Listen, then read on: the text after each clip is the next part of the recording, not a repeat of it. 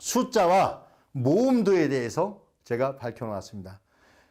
숫자와 모음도에서는 아쉽게도 연변대학교의 오봉엽 교수님께서는 1과 6을 잘못 표기를 했던 것 같습니다. 아마 이거는 제가 봤을 때는 오기라고 생각합니다. 왜냐하면 이 논문에서 오봉엽 선생님의 이름을 오봉형이라고 표현한 그런 오탈자도 나왔습니다. 그래서 저는 오봉엽 선생님께서는 숫자와 모음도에 대한 내용을 정확히 갈파하셨지만 1부터 6을 잘못 표기하셨다라고 생각을 합니다. 이거는 분명히 잘못된 오타라고 이해해 주시면 맞습니다. 저는 숫자와 모음도의 좌측에 보시는 그림과 같이 1부터 10까지 정확하게 배열을 해 놓았습니다. 지금까지 제가 이렇게 설명을 다시 한번 반복하여 드리게 된 이유는 제가 연변대학의 오봉엽 교수님께서 1959년도에 이러한 내용을 논문에 게재하셨습니다. 그리고 이러한 내용이 국어학자들한테 통하지 않자 그 울분을 토하시다 작고하시고 그 이후에 그 제자분이시는 연변대학의 이득춘 교수님께서 나만의 국어학회가 엉터리로 가는 것을 정말 가슴 아파하시면서 1989년도에 다시 오봉엽 교수님의 하도 기원론에 대한 그 출연 배경까지 설명을 정확히 다 하셨습니다. 그리고 그분이 기대하셨습니다. 나만의 학회가 바뀌겠지 하고 기대하셨습니다. 그러나 결국 나만의 학회가 바뀌지 않았습니다. 지금도 오류를 범한 그러한 한글을 그대로 후학들한테 가르치고 있고 후학들은 그것이 전부인 양 그 내용 가지고 그 안에서 정말 국어학회의 발전을 위한 내용들이 아니라 잘못된 내용을 가지고 계속 포장을 해나가는 이러한 오류를 범한 것입니다. 여러분, 저는 목수입니다.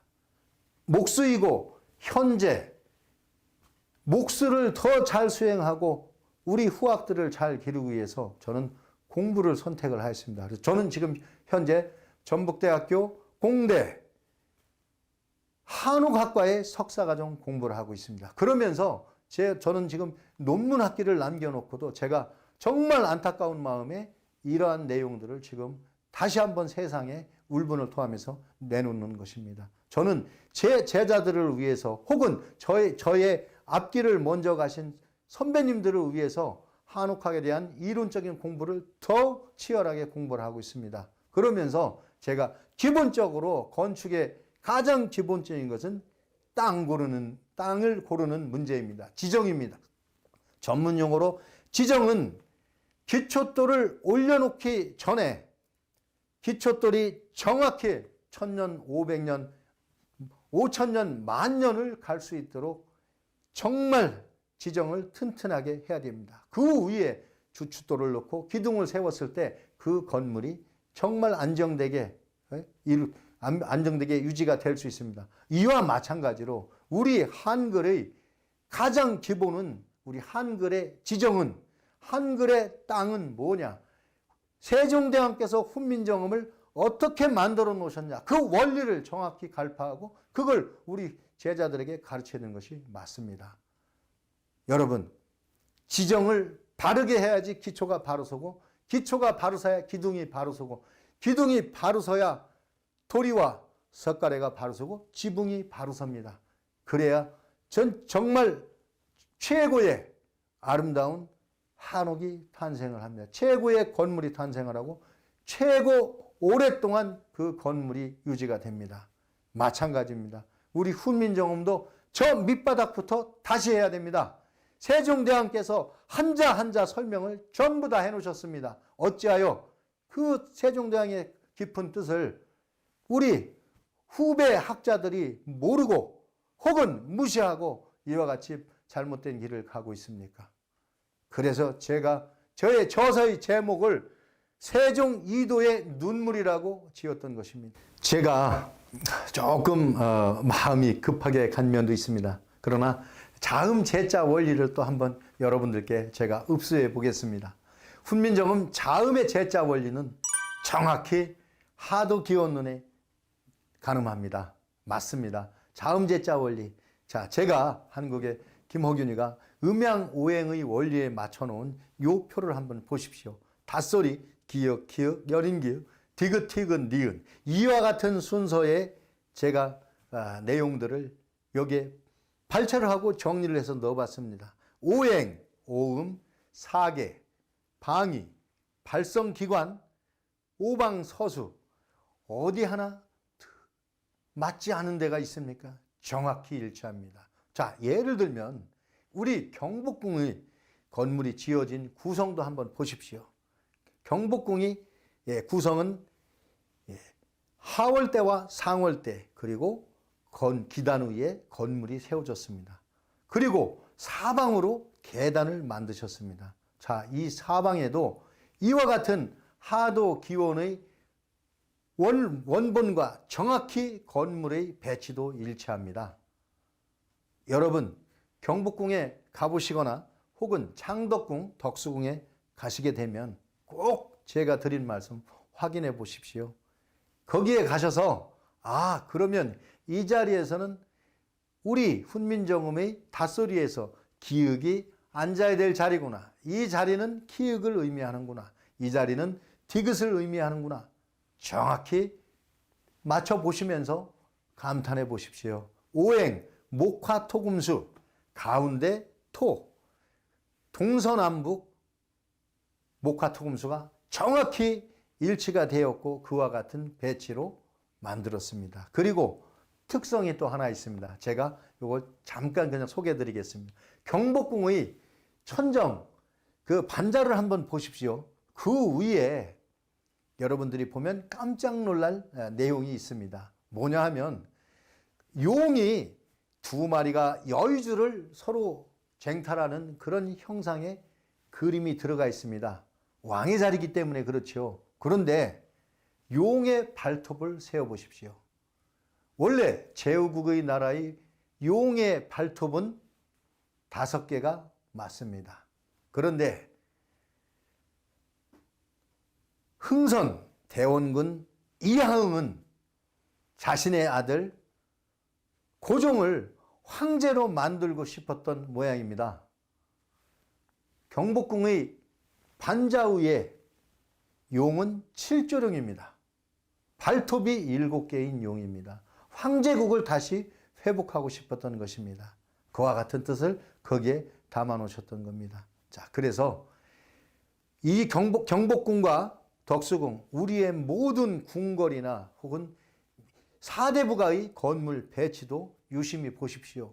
목화토금수 오행의 원리에 의해서 그대로 다 구성이 되어 있습니다. 기회가 되면 제가 건축학 공부를 건축학에 대한 이야기를 여러분께도 한번 소개를 좀 해드리도록 하겠습니다. 이와 같이 저는 모든 천문 원리와 수리가 자음 제자 원리에도 하도가 일치한다는 것을 제가 밝혔고, 이 내용은 다음 장에서 보시는 것과 마찬가지로 연변대학의 오봉엽 교수님께서도 이렇게 말씀을 하셨습니다. 그러나 안타깝게도 오봉엽 교수님께서는 자음 제자에 대한 확신은 학론에 밝히지 못하였고, 후배 학자들에게 그 부분을 좀 연구해 주길 바란다라는 쪽으로 마무리를 하였습니다. 그래서 저도 오봉엽 선생님이 그 유지를 받들어서 방위, 오행, 오음 이러한 내용들 외에 모든 우주의 천문, 지리, 수리를 제가 다 맞추었던 것입니다. 앞장에 이와 같이 제가 정리를 하였던 것입니다. 아마 오봉엽 교수님께서도 많이 기뻐하실 거라고 생각을 합니다. 자, 이렇게 해서 훈민정음이 모음, 자음의 제자 원리를 연변대학의 오봉엽 교수님이나 북한의 홍기문 선생님, 이러한 분들이 밝혀놓으신 것을 제가 소개를 했습니다. 자, 그럼 제가 이렇게 소개를 드렸는데 그러면 그 근거가 어디에 있느냐? 여러분, 제가 그 근거를 지금부터 보여드리겠습니다. 자, 보십시오. 훈민정음 기원의 이설 하도 기원은 1989년도에 연변대학의 이득춘 교수님께서 너무너무 안타까운 마음에 이러한 논문을 다시 게재하셨습니다. 자, 첫 번째 큰 제목으로 보면 훈민정음에 대한 여러 기원설이라고 설명해 놨습니다. 혹자는 세종대왕께서 앉아 계실 때 창문의 모양을 보고 글자가 만들어졌니? 이러한 얼토당통한 이런 얘기들도 했었습니다. 그것도 우리나라의 국어학자들이 그리하였습니다. 전혀 제자 원리를 정확히 밝혀놓으신 분들이 없습니다. 그런데 비슷하게 밝혀놓으셨던 분들이 있었습니다. 그분들이 바로 서울대학교의 방정현 교수님, 충남대학교 총장하셨던 리정호 선생님, 경기대학에서 강의하셨던 윤덕준 교수님, 이런 분들이 대충 얘기들을 하였습니다. 그런데도 어찌하여 그분들은 이러한 리득춘 선생님이나 오붕혁 선생님의 선행 연구된 자료를 세상에 알리지 않았던 것입니까? 왜? 당신들이 처음으로 밝힌다라는 걸 주장하고 싶으셨던 겁니까? 아닙니다. 세상에는 숨길 수 있는 것은 없습니다. 모든 것은 백일천하의 진심으로 드러나게 되어 있습니다. 제가 1995년도에 세종 이두의 눈물이라는 책을 집필하였지만 저는 80년대부터 이러한 내용에 관심이 많았었고 결국에는 제가 신흥 종교의 가장 수장이신 그러한 어른들의 학문을 제가 조금씩 배울 기회가 있다 보니까 더군다나 어떤 인연에서였던지 저는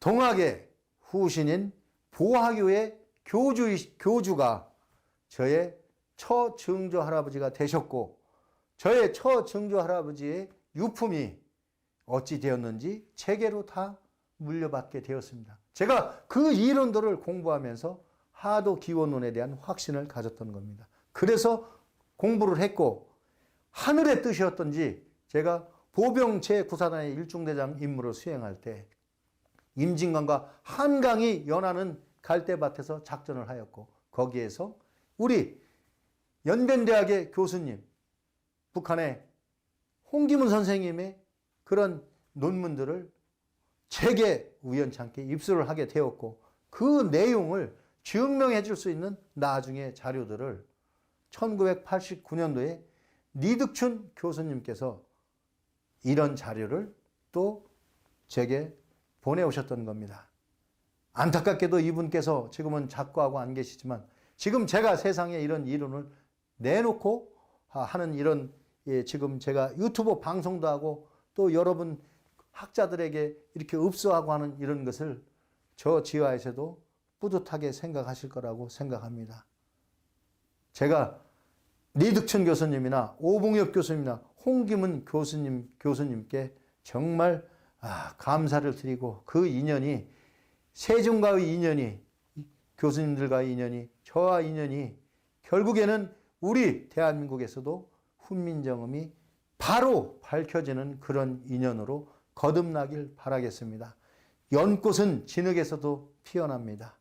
아무것도 없는 그런 강안에 임진강의 강안에 한강의 강안의 뻘밭에서 연꽃이 피어났습니다. 바로 홍기문 선생님, 오붕엽 선생님의 학설이 연꽃과 같습니다.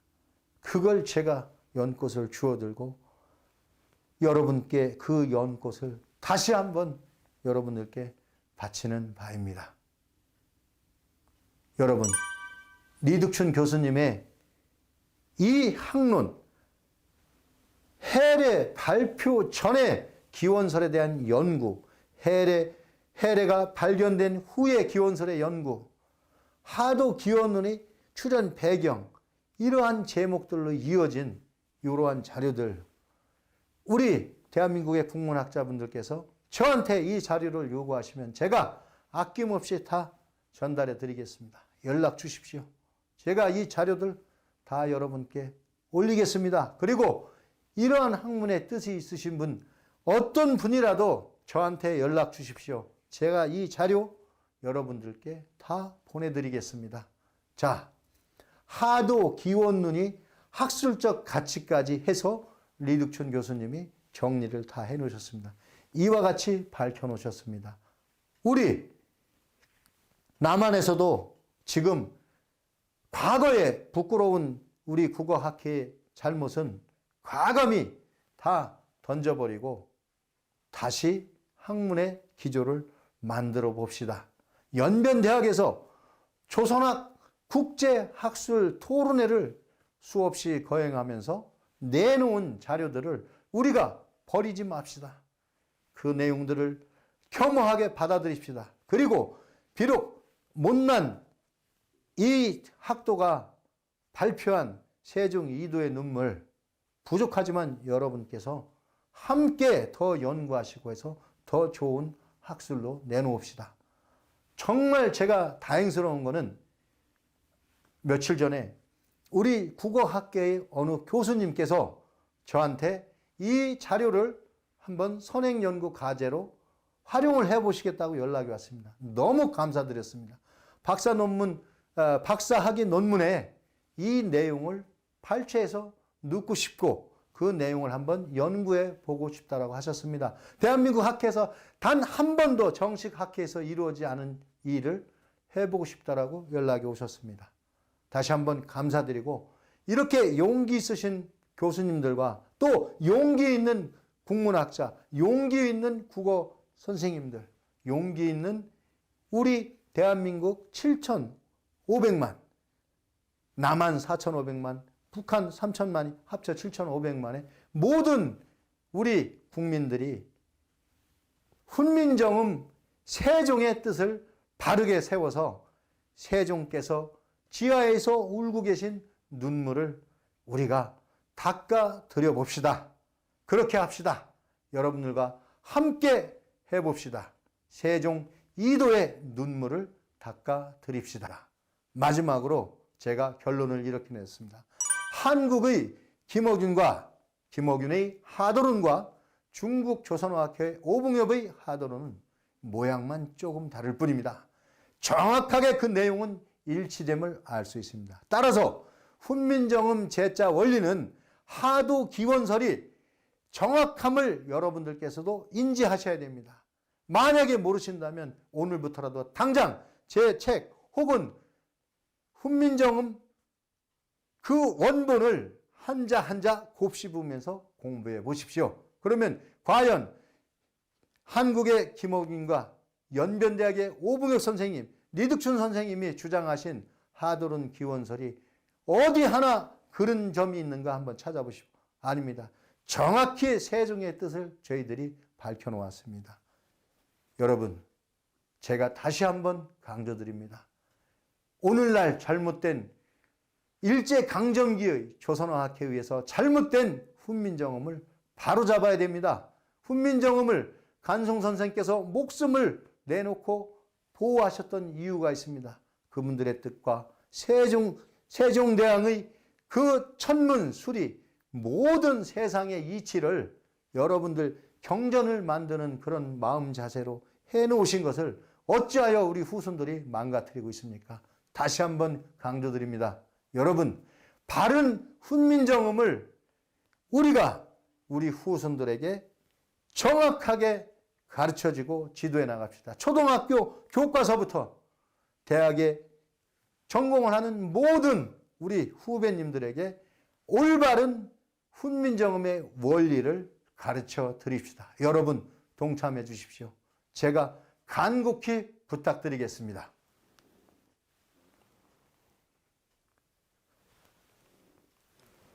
감사합니다.